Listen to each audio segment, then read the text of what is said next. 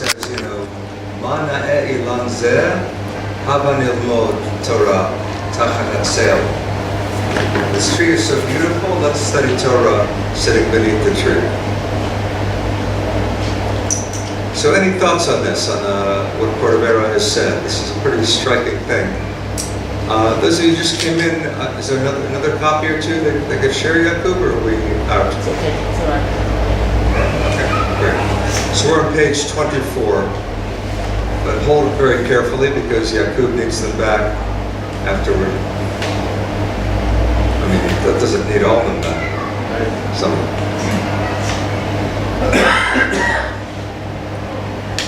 Okay, well, I have comments, but I'd rather somebody else speak. Yeah.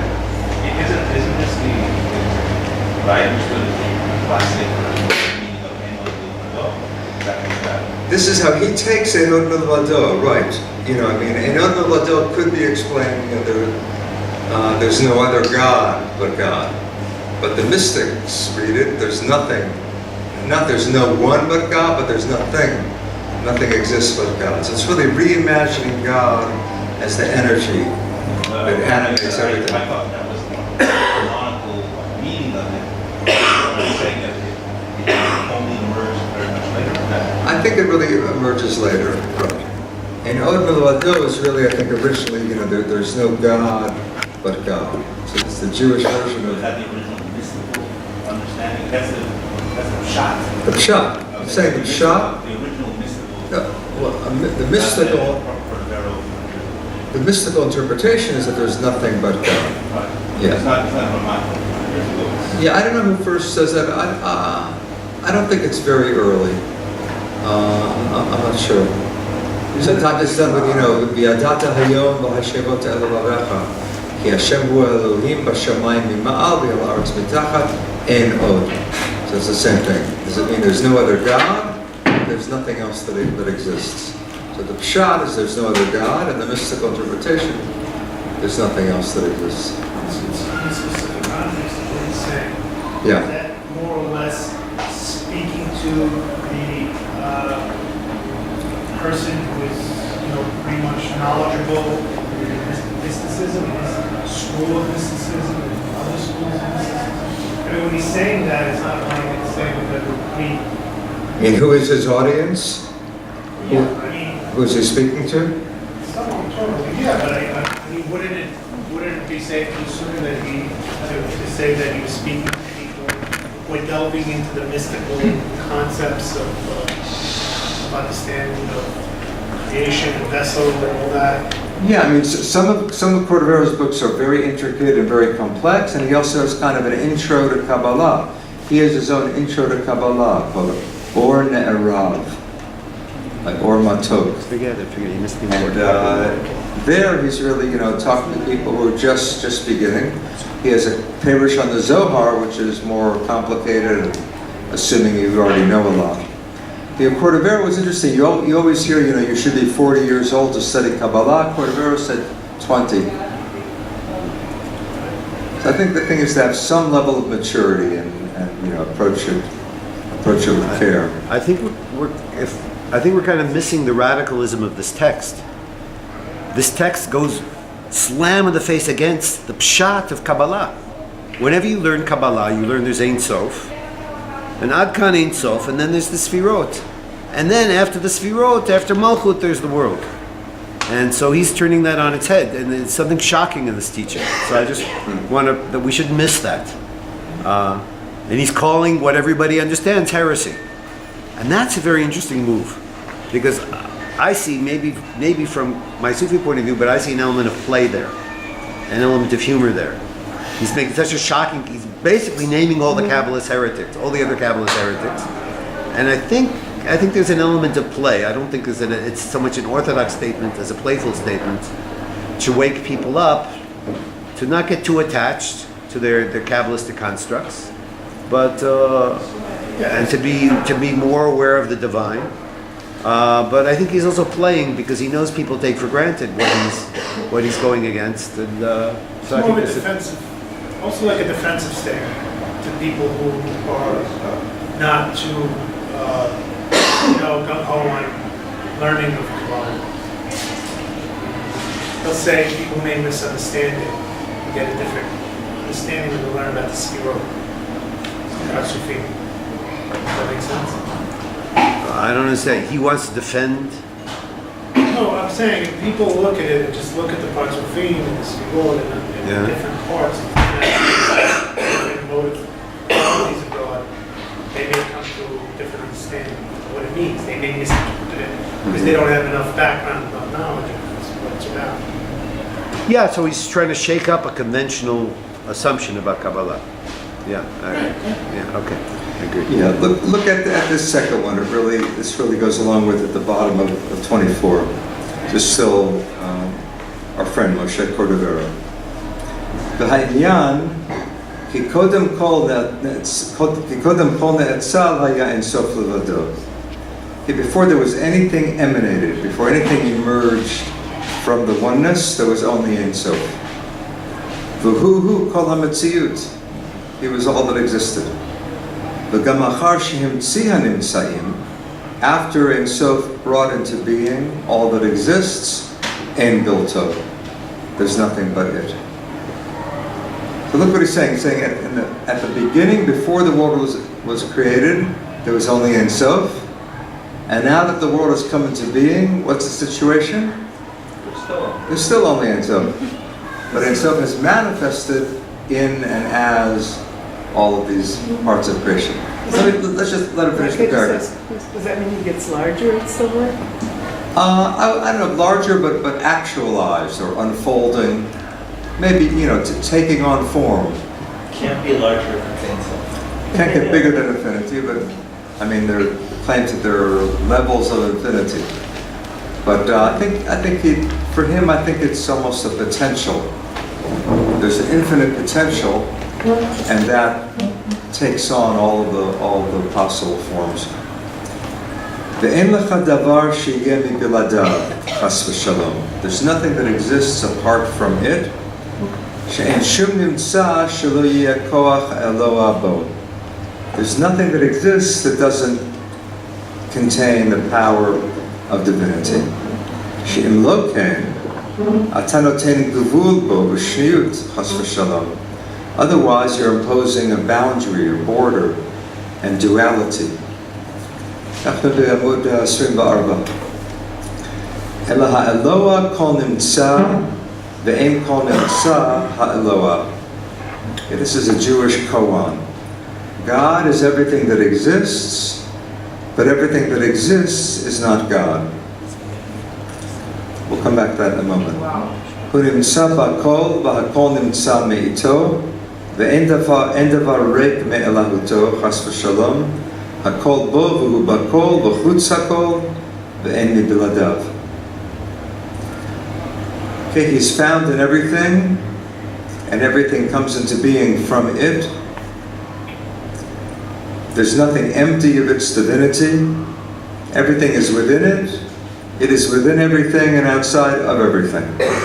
Okay, you really see here he's reaching. Is this okay? Is it too loud or too clear? Great. So I think he really feels here that the limits of language. He says something and then he almost has to unsay it, because words can't do justice to this oneness that he's trying to describe. Words are so much in and of duality. How can you use a dualistic medium to talk about the oneness? So the only way he can do it is by using paradox, or to say something and then immediately unsay it. As I read this, I see the emphasis on the line "Ve'en kol nimtza ha'eloha." Yeah, so that paradox, right? Ha'eloha kol nimtza, ve'en kol nimtza ha'eloha. So this is the contemporary position, a very, in my opinion, important position of panentheism, not pantheism. Mm-hmm. Not everything is God. God is in everything. But no thing is God. God is in everything. But you don't say, I am God, or this rock is God. Right. When before he said it, but now we've done that exercise, he's getting a little more serious. God is in everything, everything is in God, but God is God. Well, don't be fooled into, don't worship any one manifestation as the totality of the divine, any person, any object. Yeah. So that's why I think you're right, he pulls back. So technically this is called panentheism, Right? Pantheism is pan-theos, all is God. Panentheism, pan-en-theos, all is within God, which he says. Yeah. Rabbeinu Heschel was an outspoken panentheist, and among some scholars of Jewish mysticism, it's become very popular to proclaim pantheism these days. So I'm happy to have this text as a support for panentheism. Mm-hmm. Good. Let's jump ahead to page 80, Amud Shmonim.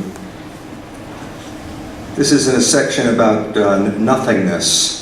Right? The highest level of divinity, according to Kabbalah, is given the paradoxical name Ayin, nothingness, which doesn't mean that God doesn't exist. It means God is no one thing. God animates everything, similarly to what we just read. God animates everything, but don't be fooled into thinking that God is any one thing. So the mystics like to use this paradoxical name of Ayin, spelled with an Aleph, Aleph Yud Nun. Excuse me, this is a Hasidic source, this what? I'm sorry? This is a Hasidic source? This one here, yeah, is Hasidic, on page 80. Anava. Ki ikar avodat haboreh v'chol hamitzvot hu hatachlit sheyavod lebechinat anava. Hainu sheyavod lebechinat da'at. Sheyavin ki kol kochotav v'sichlotav v'atzmotav eno ki'im machmat chalkei elokut asher bo. V'hu eno rak kamot sinor lemidot HaKadosh Baruch Hu. Okay, the essence of worshiping the Creator, the essence of all the mitzvot, is the following purpose, the following goal, that one come to the aspect of anava, that one become humble. Now this isn't humble in the sense of putting yourself down. What does he mean by this kind of anava? Hainu sheyavod lebechinat da'at. You should come to true awareness. What should you be aware of?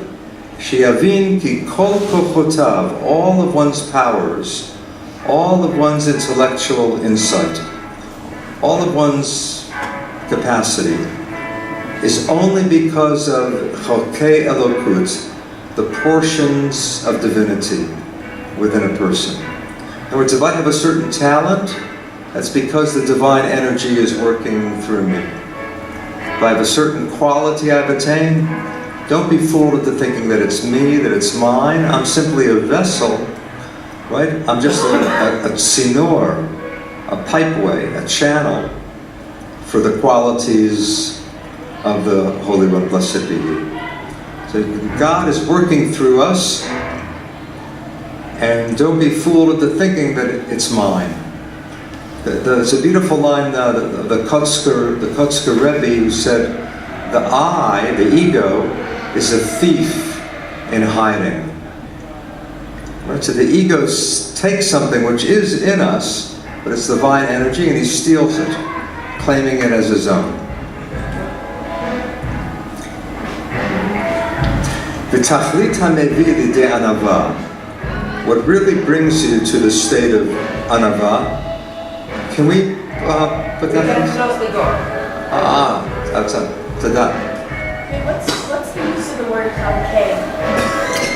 The root for, I'm sorry?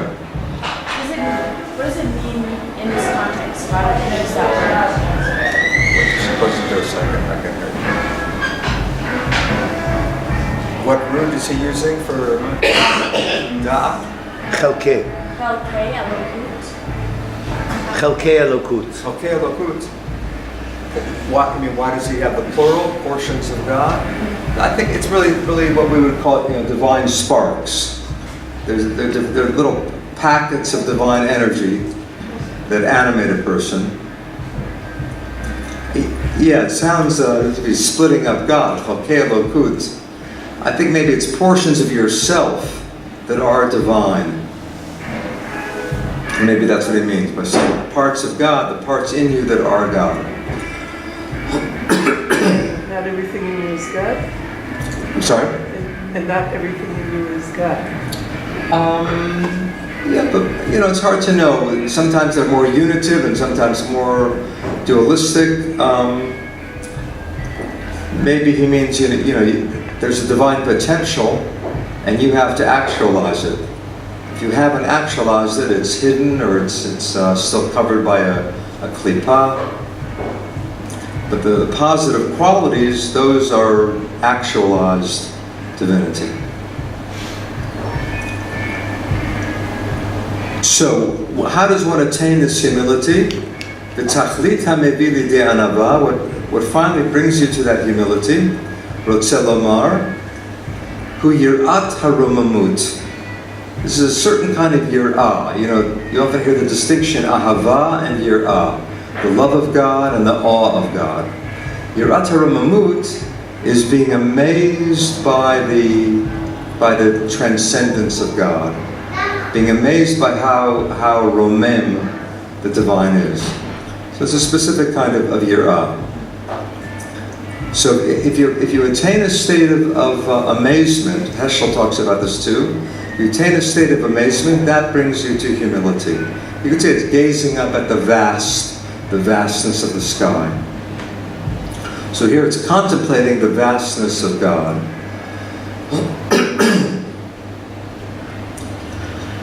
Begin shemevin deleit atar panui minei. Uses a phrase in Aramaic. One understands she'en makom panui mimenu. There's no place empty of it. This is a line from the Zohar, from Tikkunei Zohar. There's no place empty of God. So if you're aware of that, az yavo lebechinat ayin, then you come to the quality of nothingness. But you realize that you don't exist separately from God. Okay, if there's no place empty of God, then even I myself am not empty of God. If I exist, it's because I'm animated by that divine power. That really makes you humble. Now it's strange because it could make you very conceited. It could be, megalomania. I am divine, I am God, I'm animated by God. But he's saying, realize that God permeates everything, not just you or me, everything. Nothing can exist without that divine energy. So I can't really get too carried away with my own anything. Because whatever I am, whatever I do, that's animated by the divine. Ke'en bo atzmiyut. Then you realize that you don't have any separate power, any separate being. Ki nechlal kiviyachol ba'aborei baruch hu. Because you're contained, kiviyachol, right? As it were, in the Creator. Now comes his amazing interpretation of something in the Torah.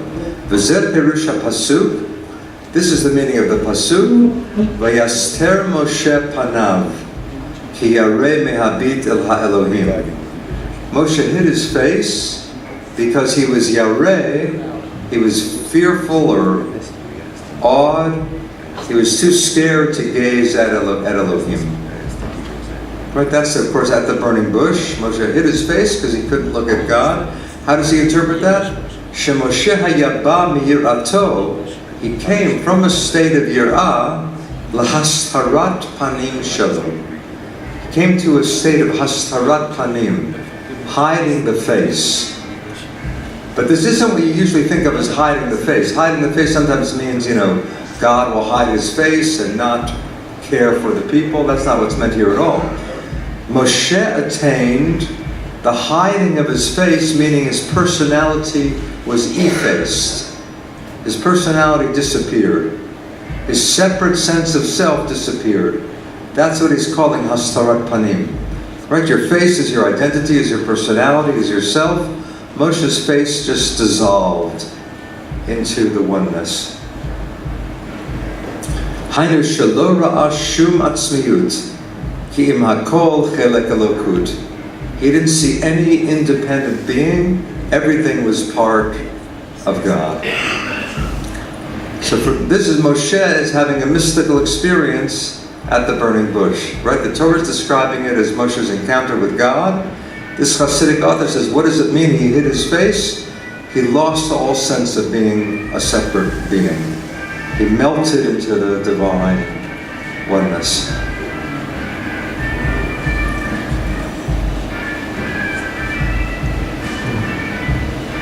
While you're flipping the pages, people read the passages, if you read it in Hebrew, Asura nam ereh, Right.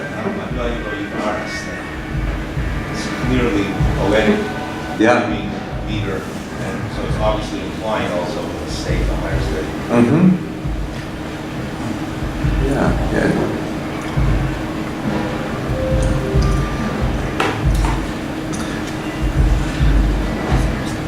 Let's look at page 99. This is a passage from the Zohar, and you have here the Aramaic on the right side, 98, but I think we'll work with the Hebrew. Those of you who want to follow in the Aramaic, look on the right side. Yaqub did a beautiful thing here. Whenever there's anything in Aramaic, it's marked by a vertical line. So any page that has a line like this, that shows the Aramaic. And whenever there is Aramaic, the facing page is the Hebrew translation. This is a passage from the Zohar, and I'll read it on the left side. I laugh because I don't think there's anybody here who's going to be a stickler for Aramaic, if I'm not mistaken. Except for yourself, of course. It's nice to hear the Aramaic. Yeah, but you can certainly feel free to look at the Aramaic as I'm reading the Hebrew. That's a nice way to get more familiar with it. Every translation has its own nuance for those that translated correctly. That's right. So he starts here with the pasuk in Bereshit. Two pasukim, Vayomer Elohim Yehi Or, Vayi Or, Vayar Elohim et ha'or ki tov, Vayabdel Elohim ben ha'or u'ben ha'choshech. Okay, God said, let there be light. God saw how good the light was, and God separated the light from the darkness. Amar Rabbi Yitzchak, Ha'or shebara HaKadosh Baruch Hu b'ma'aseh Bereshit, haya ole oro misof ha'olam ad sof ha'olam, v'nignaz. Okay, the light that God created in the act of creation, its light ascended, or you could say that its light ranged from one end of the world to the other. Because that light was total vision. That light was total energy, v'nignaz. It was hidden away. Right? The Midrash says, why did God hide the light away? Because he thought that people would misuse that light. So according to the Midrash, the light is hidden because people would know how to use it properly. V'hu tzafun latzadikim. Okay, it's hidden away for the tzadikim as an eventual reward. Shekatuv or zarua latzadik, u'liyishvelev simcha. Light is sown for the righteous, and joy for the upright in heart. Va'az yitbasmu ha'olamot. Then the worlds will all be filled with bisamim. Then the worlds will be fragrant. V'yu ha'kol echad. All will be one. Va'ad hayom sheyehe ha'olam haba hu tzafun v'nignaz. Until the day that is really Olam Haba, until the Mashiach comes, this light is hidden away. Okay, up to there, it's really just a paraphrase of the Midrash.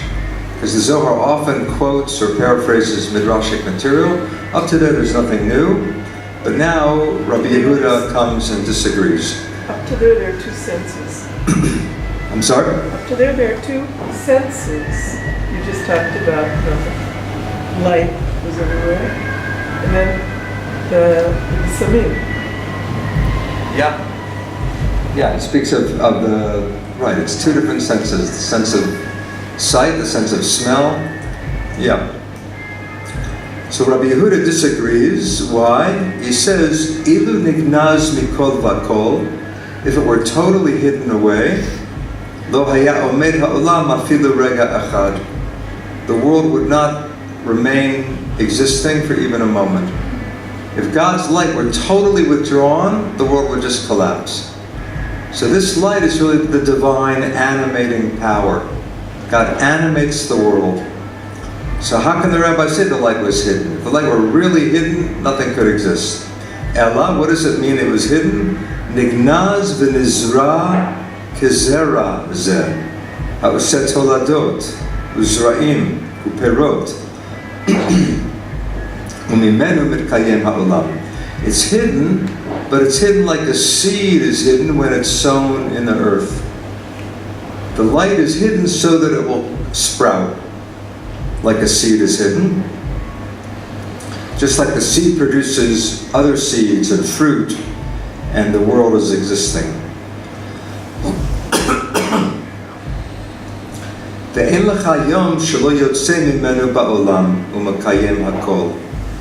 There's no day, you can't find a day in which this light doesn't emerge. It's hidden, but it comes out one ray at a time. That's how the world is sustained. So this is really a theory of continual creation. It's not that God created the world once. God recreates the world every day by radiating one ray of this light to us and to everything. I'd also add to that, it's an affirmation of the importance of the principle of tzaddik in the here and now, not projecting everything onto Mashiach to come in the future. Exactly. He's not satisfied with that first view that someday you'll get the light. That's not good enough. The world wouldn't even exist if the light didn't come every day. You could even read it, or Zarul al-Tzaddik, that the Tzaddik has the Yada. And because he has the Yada and Danaba, he can see the light. Because he can see the light in everything. According to the previous one. Right. He has that awareness. But here it's also a matter of not just individual spiritual attainment, but the world just, continuing to exist at all. So maybe a tzaddik understands that too. אין לך יום שלא יוצא ממנו בעולם ומקיים הכל, שבו זן הקדוש ברוך הוא את העולם, thereby God nourishes the world. ובכל מקום שעוסקים בתורה בלילה, wherever people study Torah at night, or even late afternoon, what happens then? חוט אחד יוצא מאותו אור גנוז. A ray of light, right? Chut. If you move a little to the thread of right, the light will be right on. There you go. one ray of light shines into the world from that hidden light. So if we study Torah, one ray of light comes automatically, no matter what anyone does. That's to animate the world. But now human action or righteous action, if you study Torah, you gain greater access to that light. ונמשך על אותם העוסקים בו, and that light flows upon those who are studying Torah. ומאותו היום הראשון לא נתגלה. It's true that from the first day, it's never been fully revealed. אבל שימוש הוא משמש בעולם. But it does indeed function in the world. והוא מחדש בכל יום מעשה בראשית. It renews every day the act of creation, which is, of course, from the Siddur, HaMachadesh B'tuvo B'chol Yom Tamid Ma'aseh Bereshit. So that idea of continual creation, it's right there in the Siddur, but the Kabbalah makes it more explicit. Can I request a text apropos of what we just read? Sure. It's my favorite text in all of Kabbalah, and I don't say that lightly. Page 86. 86, okay, fine. This is from Sefer HaBahir, page 86, the book about 100 years earlier than the Zohar.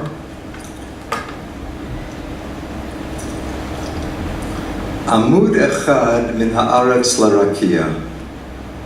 There's one pillar that extends from earth to heaven, that's Tzaddik Shemo, and it's called Tzaddik.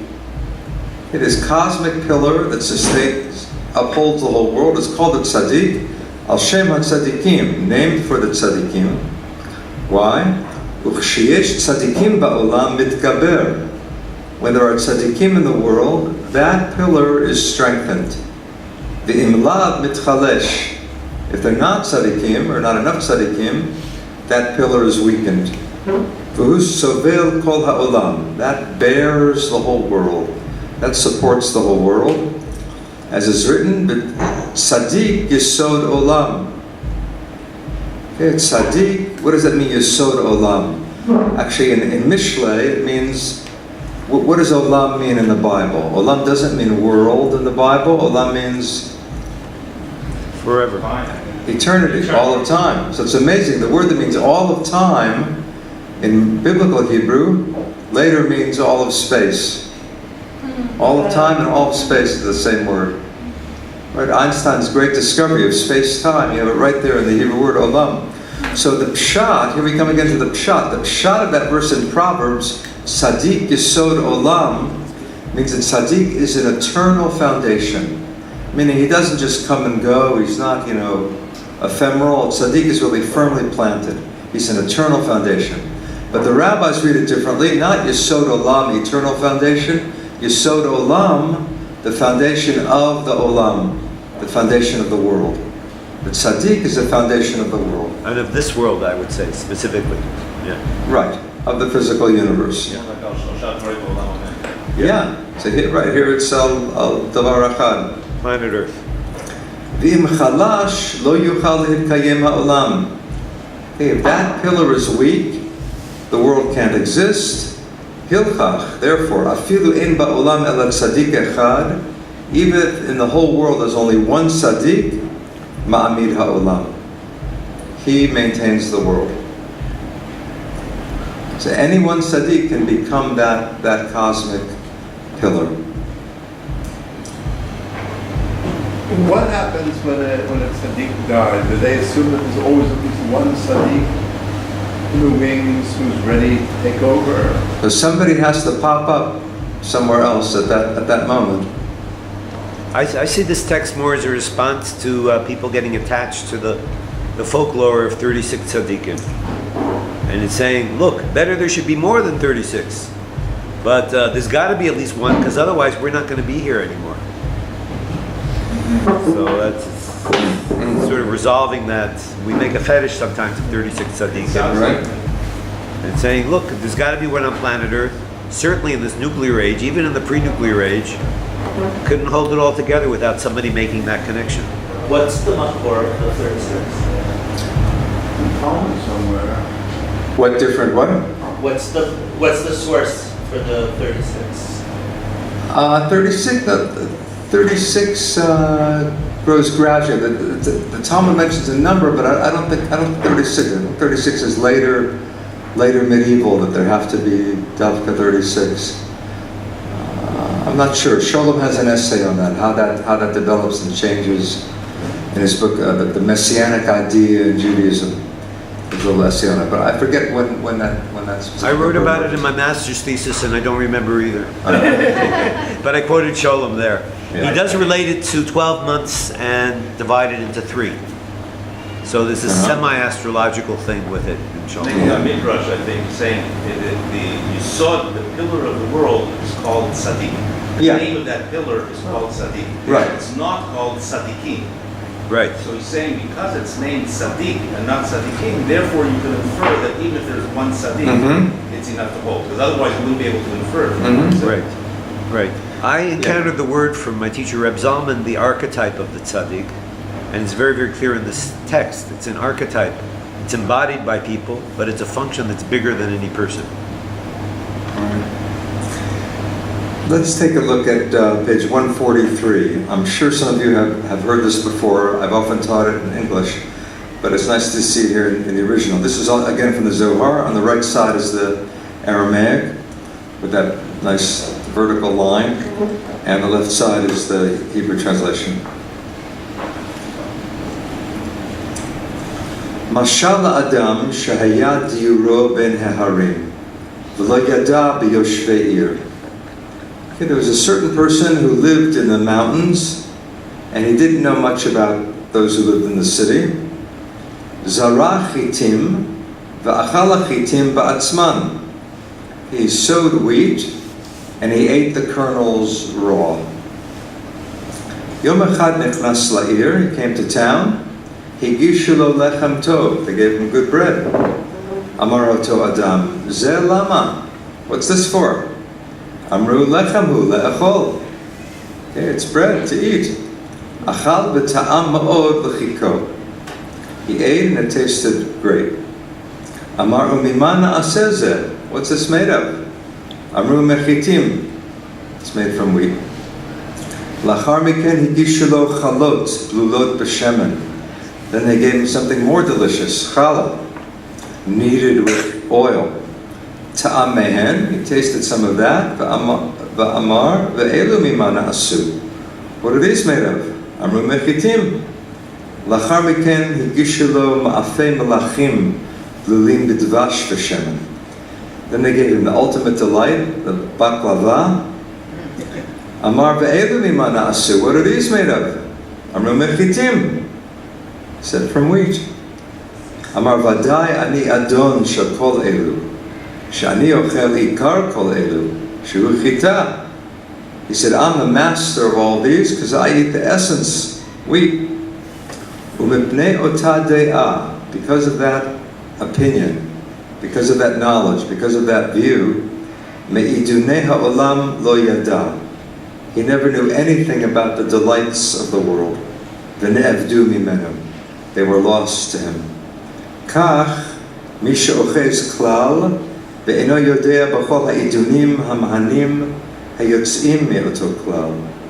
So it is with one who grasps the principle, but is unaware of all those delectable delights deriving from that principle, or diverging from that principle. He's playing here with Yotzei min HaKlal.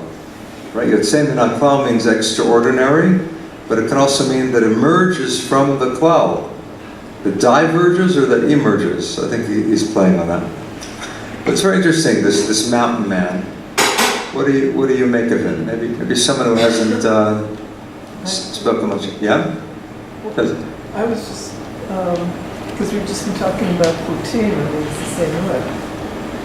Qatan and Qut. Before we had the Chut, Chut shel or Chut shel chesed, and here Chita. And for him the Chita is the essence, but there's some problem with that, right? It's the essence, but what else could you say about him? He has essence, but I would say he's wallowing in essence. He's kind of stuck in essence. This is Never tasted it. I'll let the other people talk and then I'll give you my point of view. Yeah, please. I find it a very embarrassing story. Yeah. Bakasha. It makes me think about like the beauty of the world and why God created the world, because everything in this world, if everything is His existence, it's like the things that are made out of the essence. So it's Everything in the world is made out of what? if everything in this world is God's existence, then everything is like the things that are made out of the essence. So understand the essence. Yeah, I think it's really about essence. And it's even like more, the way it sounds like creation is more special than God before creation. So Yeah, it's somehow right. I mean, I'm not sure this is what it means, but I think it's still very useful in that way. If you say, all that matters is God, you could lose an appreciation of all the unique things that God could become. Like if you melt everything back down to oneness, people can get carried away with particularity, or they can get carried away with oneness.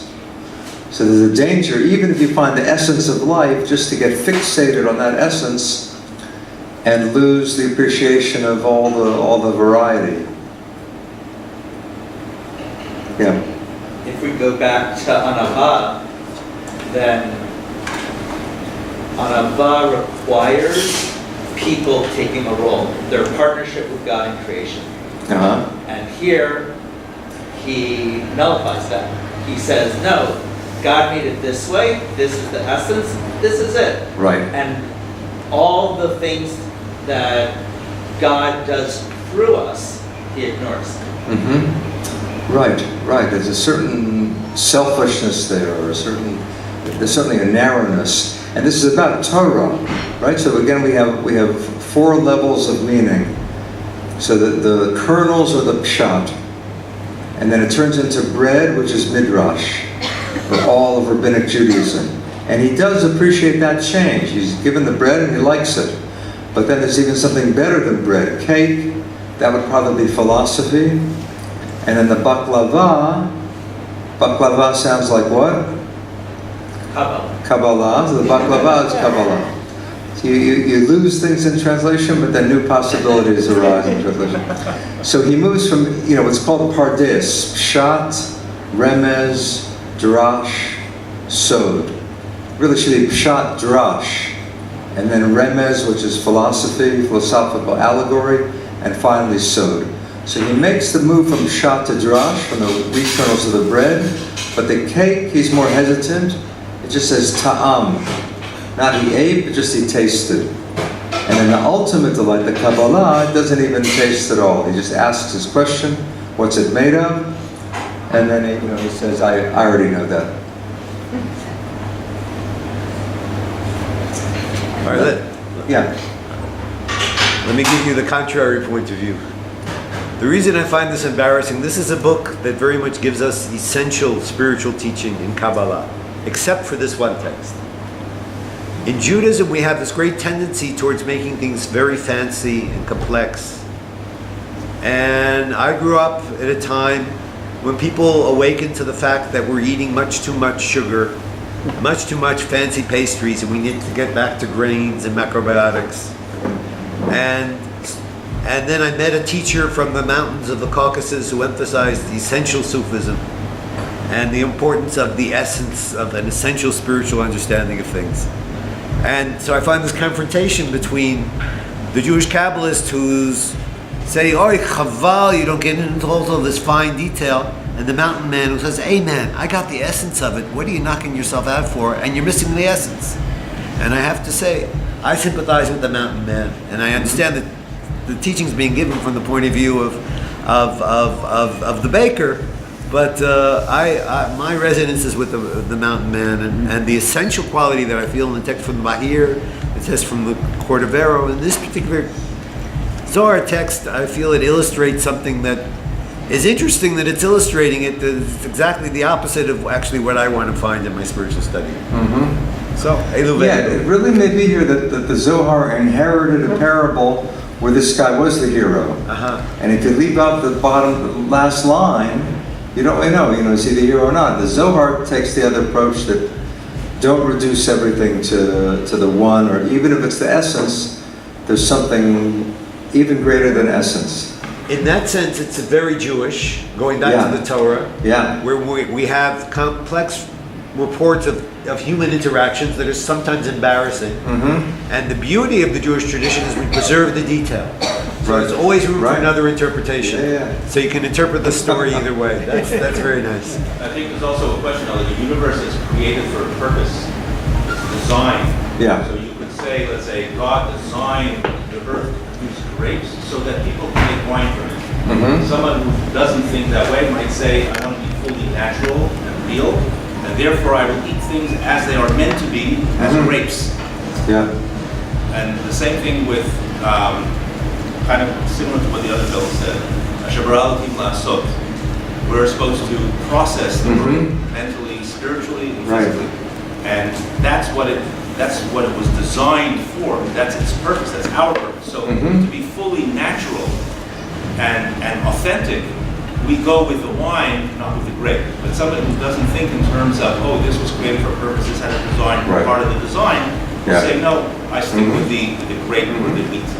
Yeah, that's a very interesting example, because Dafka, the essential Sufi teacher that I know from the Caucasus Mountains, is very proud of wine coming from the Caucasus. That Dafka had to spiritualize grapes into wine, something that spiritualizes people, and also bread. Taking Dafka on that point, they claim that they invented wine, that Melchizedek was coming out of that tradition. So Elu ve'elu, once again, it's interesting. We can put down these precious books. I don't want them to get stained or folded, and we're just going to look at a few more passages. But Yaqub happened to have copies of this, that just photocopies of a few pages from Leva Kabbalah. So you can use this if you like the feel of the book. You can keep using the book too. We're going to look at one on page 163, the second page of this little booklet. We certainly have lots of these. This is a teaching from Yitzchak Luria from the Ari, and they're not many teachings in his own words. Usually it's his students writing them down. This is probably from a drasha that he gave, maybe on Shabbat afternoon, and someone recorded it immediately after Shabbat.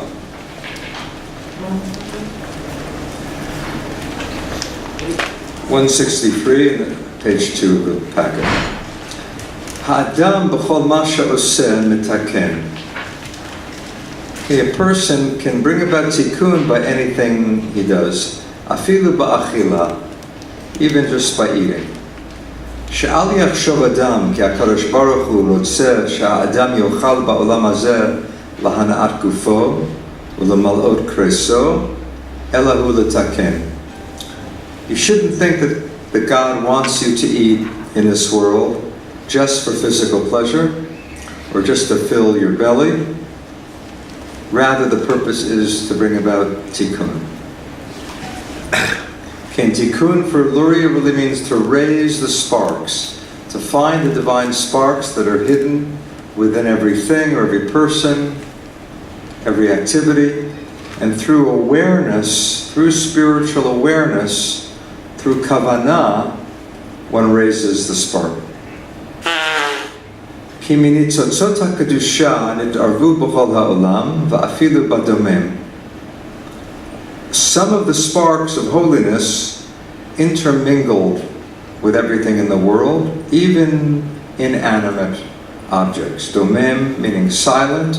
That's a technical term in Jewish philosophy, meaning inanimate matter. Even what we call inanimate is still permeated by nitzotzot, by divine sparks. V'lachen ba'achila hu marviach hu mosif koach l'nishmato.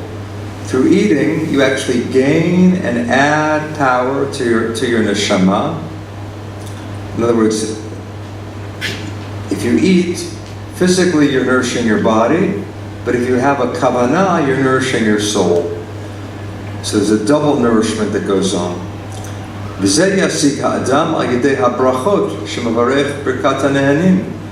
you bring about by saying a bracha. Now, mefluri doesn't mean just saying it with a proper kavanah. Sha'ayidei bracha hahi lokachat hanefesh chalko ruchani v'hu mazon hanefesh. By means of the bracha, the soul takes a spiritual part. Okay, the body is being nourished by the physical part, but the soul is nourished by that nitzotz, by that divine spark. That's nourishment for the soul. This matches what is said in the Torah. Ki lo al halechem levado yichye ha'adam, ki al kol motzah fi Adonai yichye ha'adam. Okay, one doesn't live on bread alone, but everything that comes from the mouth of God, meaning kolomar lo hagashmut ela al ruchaniyut shu hanitzotzot hakadoshot shu motzah fi Adonai. What comes out of the mouth of God? The divine sparks. As it says, vayipach be'apav nishmat chayim. He blew into Adam's nostrils the breath of life. So God can physically transmit divine power or divine energy, and if you say a bracha, some of that divine energy is ingested into you.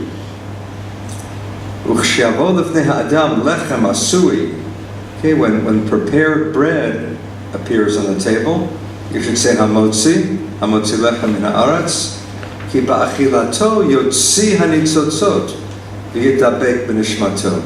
Okay, he's giving an interpretation here of a bracha, not of a pasuk from the Torah, but of a bracha. When the bracha says hamotzi lechem, what are you bringing forth? God brings forth the bread, but you yourself are bringing forth what's hidden in the bread. You're bringing forth the nitzotz. Please. I'm just wondering, reading this text, that bracha is the only way to bring out the sparkle, and if it's yes, so what's happening when I'm not doing a bracha, or if I'm not Jewish, so I don't have a bracha to say? So, but it's starting with the ha'adam, it's not writing ha'yehudi. Everything that he does is a tikkun. So, Right. so the solution for the tikkun is only to say a bracha, but I say a bracha only if I'm Jewish that knows that that know my brachot. So then, if I'm not doing my brachot as a Jewish, I'm an Indian, so I don't a part of the tikkun. Mm-hmm. I think you could broaden this to say, his point is really the awareness that one feels, right? The awareness that you feel, the mindfulness of eating mindfully is what he's talking about. For him, the technique that he's advocating is the bracha. But I think we could broaden it to say what matters is to eat with some kavanah. Whatever brings about that kavanah will have a purpose. Then you're not just eating physically, it's having more of a transformative effect. That's interesting. He says bracha, he's adopting the most traditional formula, right? I mean, something that had been around for 1,000 years, but he must feel that people are saying them too automatically. So that even the bracha itself isn't going to guarantee. I don't think it has to be a bracha, but even if it is a bracha, the kavanah is what really matters. Kavanah is open for everyone. Yeah. Thank you. Yeah, that was really, you could say, the original intention of the rabbis inventing brachot. Heschel talks about this too, or there's another great scholar, Max Kedushin, who calls this normal mysticism. That's what the rabbis are really inventing. Normal mysticism. It's very, down to earth, it's very structured, but the original purpose of the bracha was that you would have an experience of wonder. So you say a bracha to bring you to that point of wonder. But there's a beautiful bracha that I can say this, Baruch atah Adonai Eloheinu melech haolam mechayeh hametim. What do you say that for? If you see somebody you haven't seen in a year. Wow, I don't know. Isn't that amazing? It's as if that person came alive for you. Say, blessed are you who revives the dead. So I see some people here I haven't seen in a year. I can say that bracha. Wow. Actually, right. None of us have seen you for more than a year, unless it was last week. But basically, we could all say it. Okay, let's look at just a couple more. On page 164.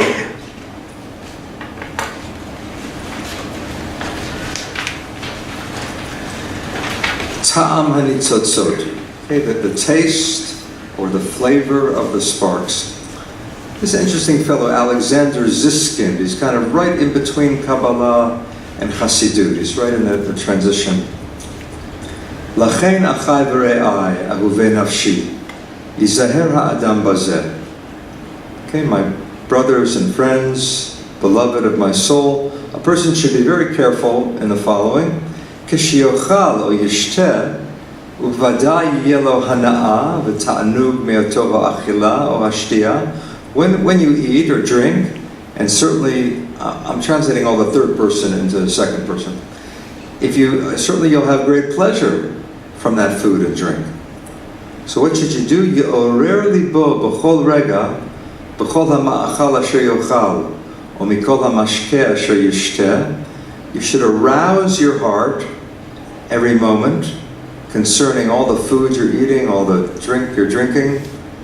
Yitma b'levavo, a person should really be amazed and say, Ma zeh ha'hana'a ba'tanu sh'ani to'em ba'achila zo v'shtiya zo. What is this pleasure?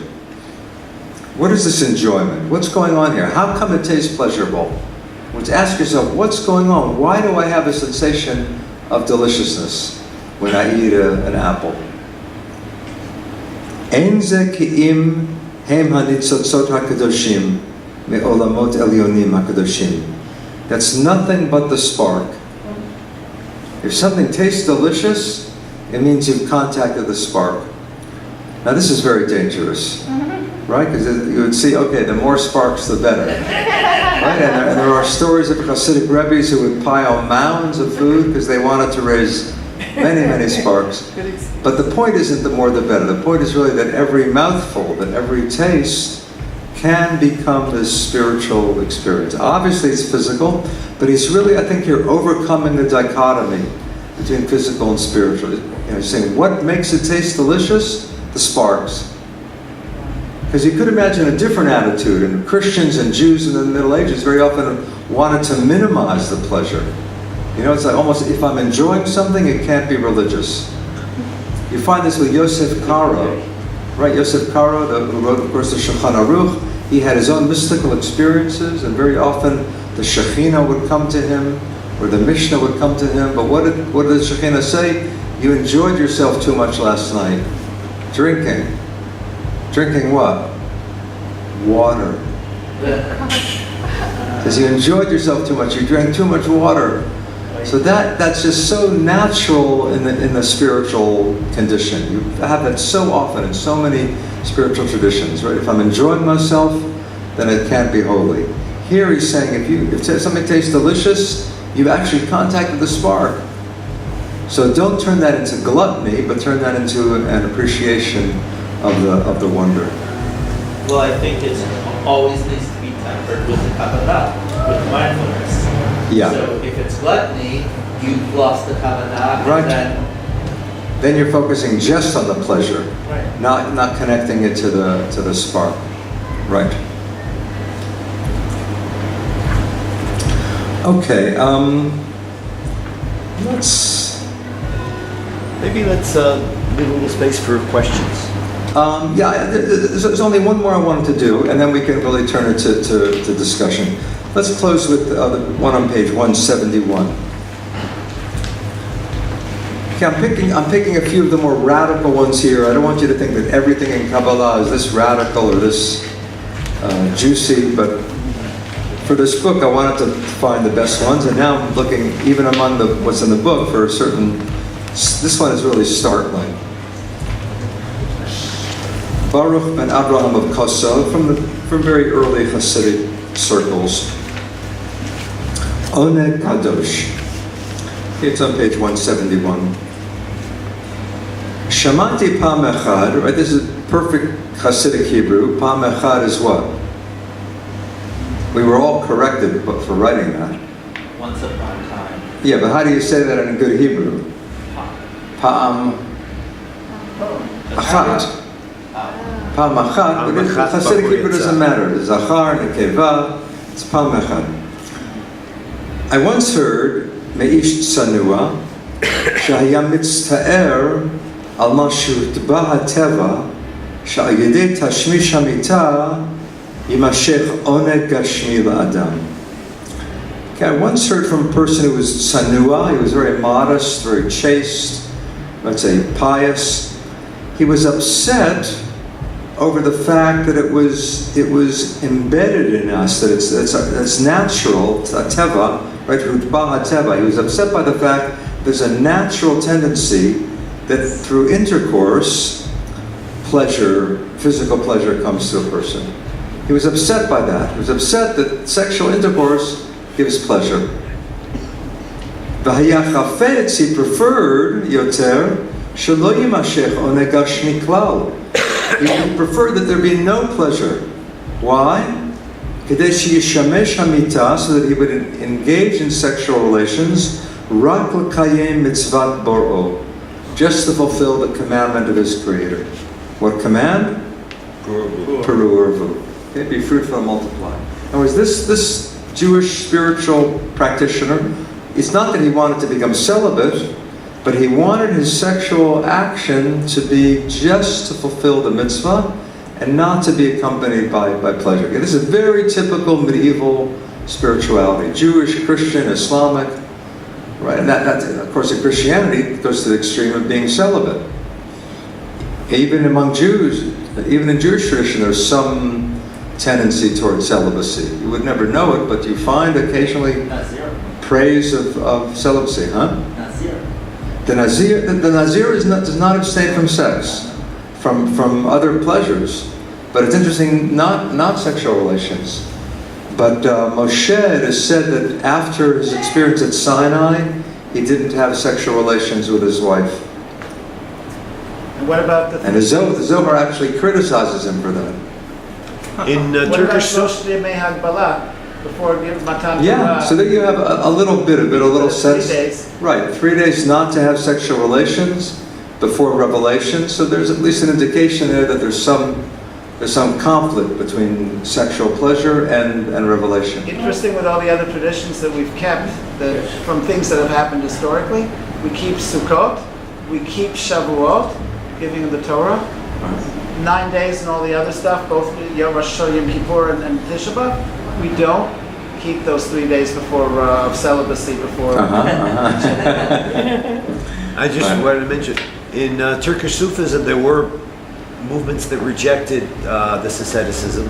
And some people suggest that this may have influenced Hasidism. Whatever. All right. A couple more of these to think about too. Sure. What's the purpose of the middle paragraph of this page? I'm sorry? The last paragraph of the page is the point. The first paragraph sets it up. What's the purpose of the middle paragraph? The last paragraph on the page. The last paragraph gives the point. The first paragraph sets it up. The middle paragraph says. Okay, well, we've only gotten through the first one, so let's read it and then please. So this person preferred that he be able to engage in sexuality without any pleasure. Va'api devarav perashti perush pashut. Based on what he said to me, I invented a perush, amasharu rabotenu zal, based on a rabbinic statement. Shekol adam yikadesh atzmo b'shat tashmish hamita. It says in the Talmud, you should sanctify yourself during sexual relations. It's not clear what that means, but this person writing the paragraph says, V'chashavti b'dati, I thought in my mind, she'inyan ha'kidushu she'kadesh machshavto. What does it mean? You should sanctify yourself. You should sanctify your thought. L'hotzi mi machshavto kavanat hargashat oneg hagashmi shalo. He should exclude from thought any intention to feel the physical pleasure. That's what you should do. During sex or before sex, you should try to mentally prepare yourself to remove any sense of pleasure.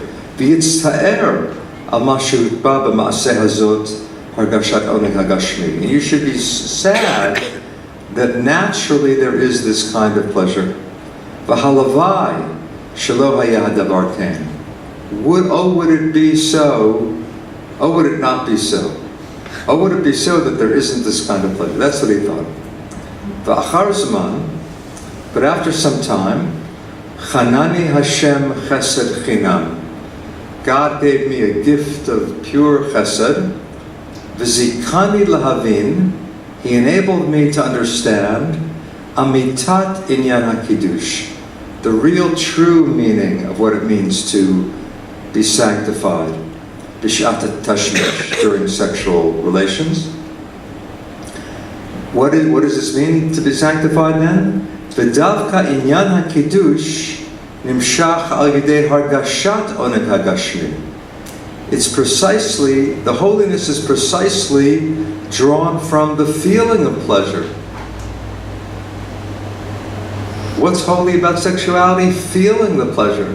He thought you should be holy by rejecting the pleasure, and then God gave him a gift saying, no, the holiness is that you experience the pleasure. V'hu sod nifla v'amok v'nora. This is a wondrous, deep, and awesome secret. Because he's aware of how powerful that is. I mean, you can also translate the last word as what? Nora. It's a horrible secret. But he means in the sense of awesome. This is an awesome secret. I have a perush I want to offer. Yeah. When I studied with Rabbeinu Moshe Idel, he pointed out the importance of the word hamshacha. That hamshacha, mamshich, means to continue, but hamshacha means drawing down. The whole name of the game with the sfirot is drawing down, drawing through the sfirot, the divine energy.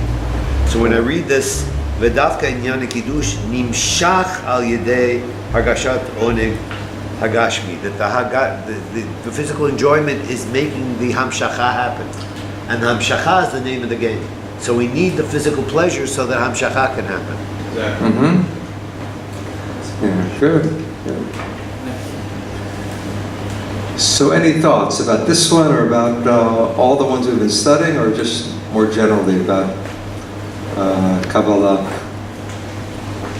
In some of my classes, the teachers talk about how much chesed Hashem has in the world.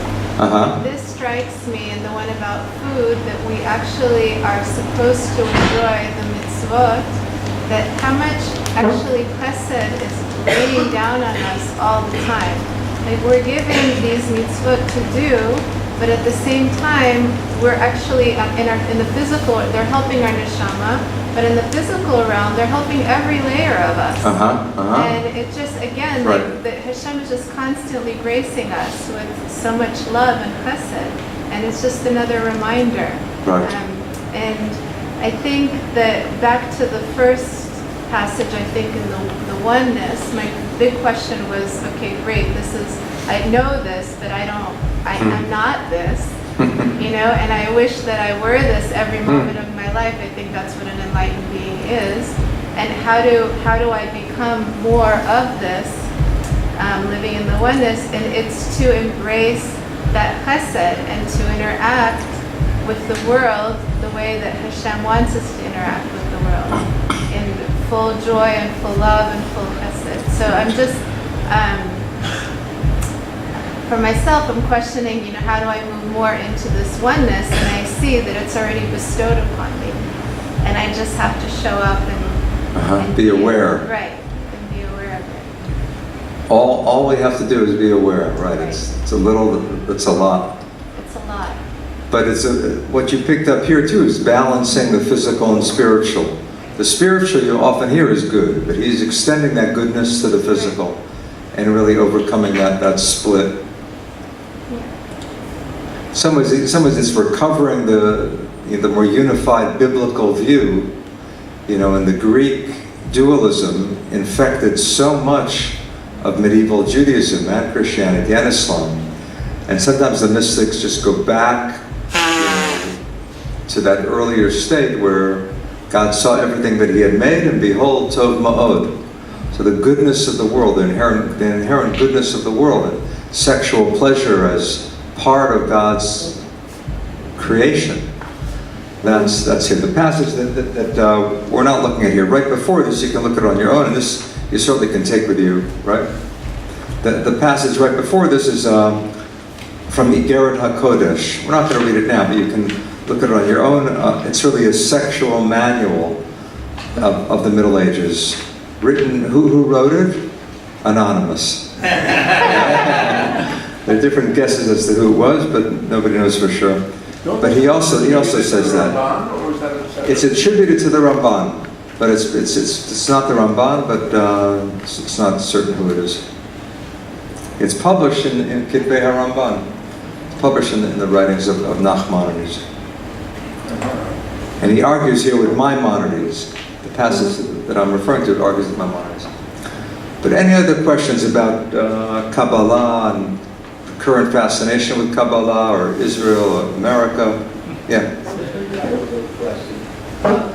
Now you have in the yeshivas, everybody, they're telling all the males to study into their 40s and 50s. Even Zohar and Kabbalah were not studied that intensively in yeshiva. So yeshiva was Talmud, and then the Zohar would often be on the top shelf, and the Rosh Yeshiva would know that certain people it might help them to study Zohar. Certain people maybe shouldn't study Zohar. There would be prerequisites.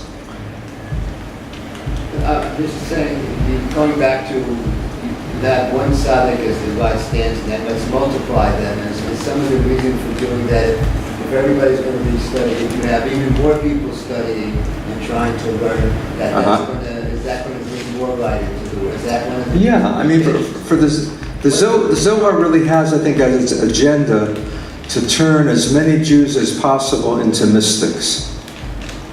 Even though it's written in a very elitist way, and there's the Aramaic, and you can't understand it without, a lot of preparation, it's also a very folksy, down-to-earth, kind of democratic thing. You don't know who's going to teach you wisdom, right? The rabbis are wandering on a road, and a little child knows more than the rabbis do.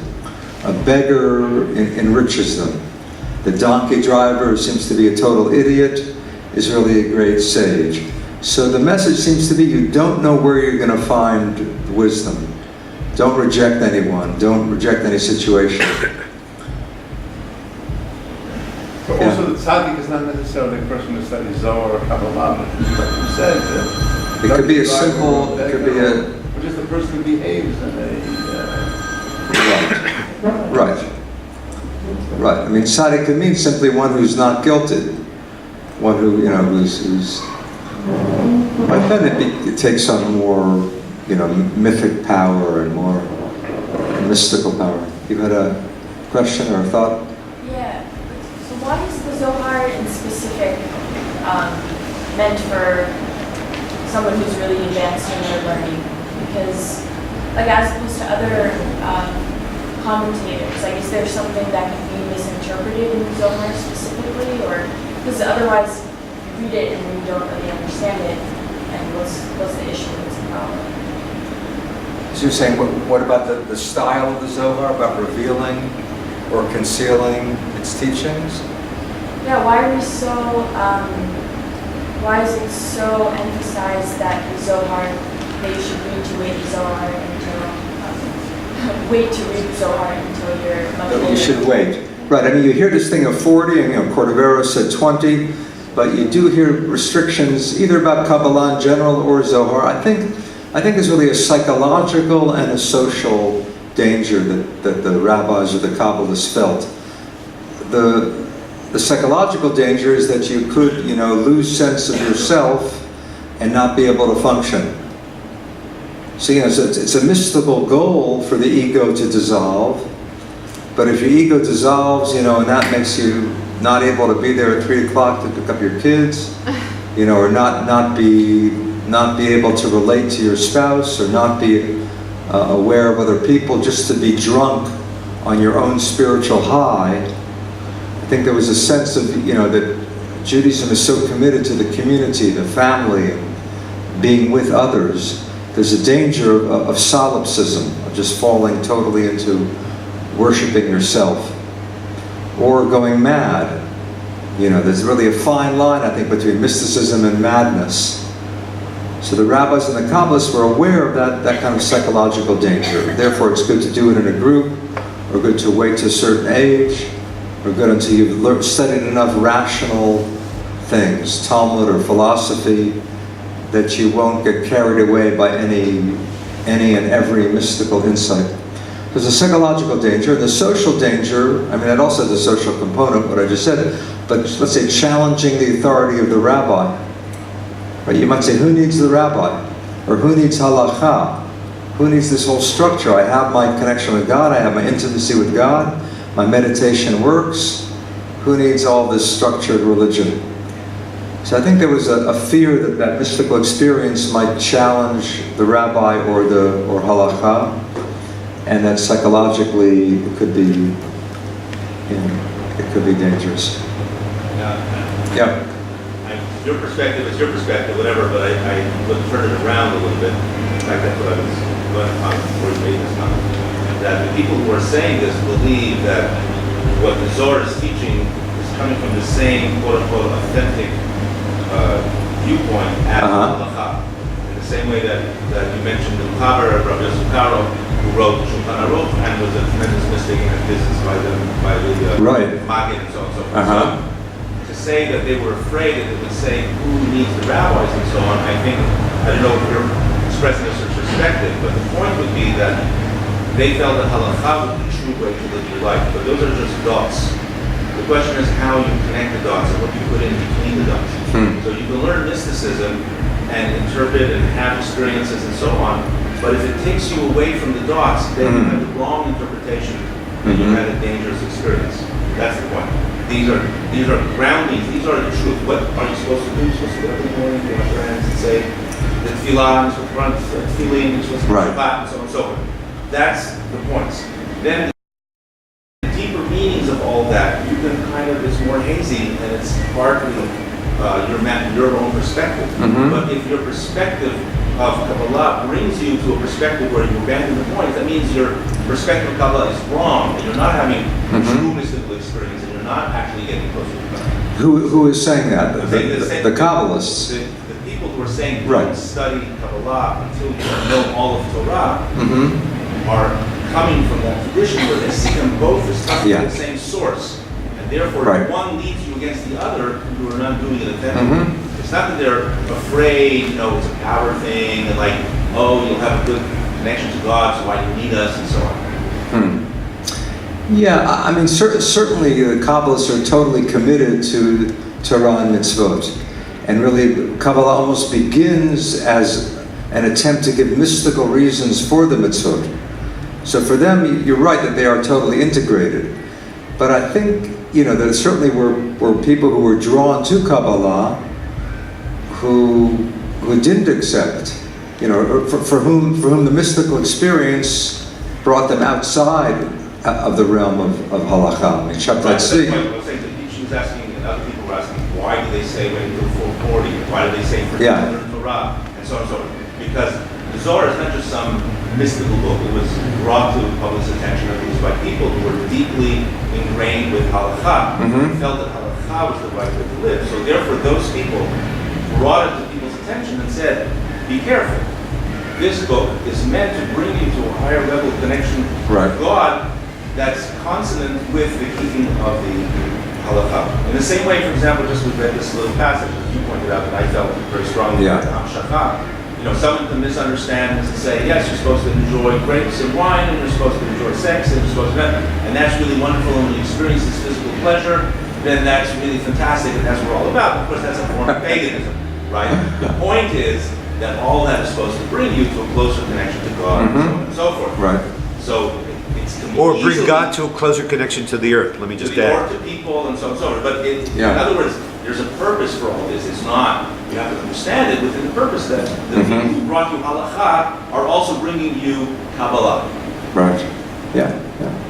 And of course, there's the irony that if the Arizal and if Reb Nachman waited till they were 40, we wouldn't have anything from them because they both died at 38. Right. They clearly didn't wait. Perspectives like Lightman and all these other people who will say that Kabbalah is an echo of some lost tradition that ancient predates Judaism and so on and so forth. I don't know if I'm quoting him correctly, and they'll say that it has filtered through humanity in various forms this ancient mystical knowledge, and one of the most authentic versions of this ancient mystical knowledge can be found preserved among the writings of the Jews. So obviously from that perspective, you're not going to say that the true meaning of the Kabbalah is consonant with halakha. But the people who said these, who brought the Zohar out, and who said these things about not reading it in certain age, etc., what they meant is something else. They're saying it came from the same source. Well, you're touching on something very interesting. A few days ago, we had a celebration of Danny's completing the Pritzker edition of the Zohar, and Art Green gave a very interesting presentation about kind of the contemporary history of renewed interest in Kabbalah and in mysticism generally, following the trauma of the Second World War and of Hiroshima and the Holocaust. And that we need to uncover these spiritual sources because obviously science and rationalism is not solving our problems. And I think access to Kabbalah, whether it's in or outside of religion or leaving that an open question, is very, very important and valuable. So I think if it was Weitzman who said that, I'm happy to hear that we have also that tradition going ahead of us. Very happy to hear about it. Any other questions? Someone who hasn't had a chance to react or ask? Ruben. Danny, I just want to greet you. Thank you for coming to Yerushalayim. Good to see you. Thank you for coming from Tzfat. Thank you. You're welcome. I want to make just a couple of observations about the Zohar and about the Talmud. All of these sophisticated works. Oh yeah, okay, we're having a selfie moment. All these sophisticated works, as I was saying, are built on earlier works. Right. So that it can simply be a matter of saying, you can't understand the Zohar unless you study the Talmud, and you can't understand the Talmud unless you study the Chumash, because each work references the earlier works. Sure. And without the prior familiarity, you would miss a whole lot of stuff, and even might misunderstand or misinterpret what you read. And then, but from the other side, and this is something that Rabbi Ashlag said and that Zalman observed from our generation, is that it could be that the Talmud is impenetrable to us because of its own peculiar style. its own logical illogic, its own frequent associative digressions. And yet we have a feeling, we have a connection. We have a connection to spirit. We've had experiences that have opened us up and make us want to understand more clearly what's really going on in this world. And here comes the Zohar. That's my entrance point. From the Zohar, I can then find my way through the other levels. Yeah. No, I think that really works. You know, that people say you have to know an immense amount before looking at the Zohar, but through the Zohar you can become excited about things. What is the Zohar? The Zohar is really a compendium of all of the juiciest teachings of the Tanakh and the Talmud and the Midrash. And they pick only the passages that are really, mostly, the passages that are especially uplifting, especially stimulating, especially radical theologically, so that God is male and female, God is infinity.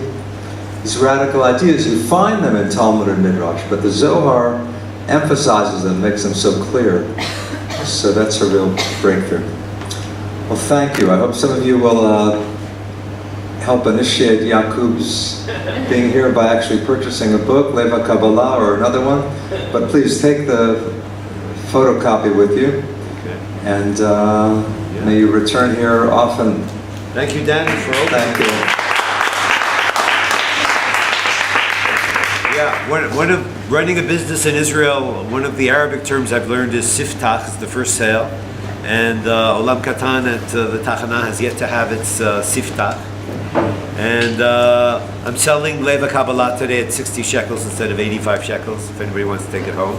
We have a credit card machine. I managed to set up the Kabbalah section, the Jewish section of the store at the extreme left side or right side, depending if you look for the books. The bookshelves are from One perspective, left from another perspective. afterwards, the Sufi section is also pretty well set up. The rest of it is pretty much chaos with a bunch of books on the shelves. Please come and browse and just get a feeling of what's there. And I hope to see you all in time to come. My plan is to be here every day, God willing, from 2 to 6 in the afternoon, and Erev Shabbat and Erev Chag, and from 10 to 2. And Sunday, you want to announce what's that? the next book launch? And a week from Sunday, our friend Noga will be launching her book, Machshavot Terumot, quite a wild book in Hebrew. And we hope to have many more events in time that's coming. Thank you all. Toda.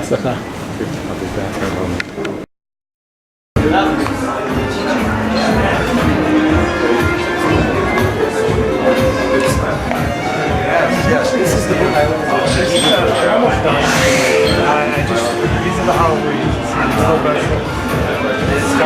Which one is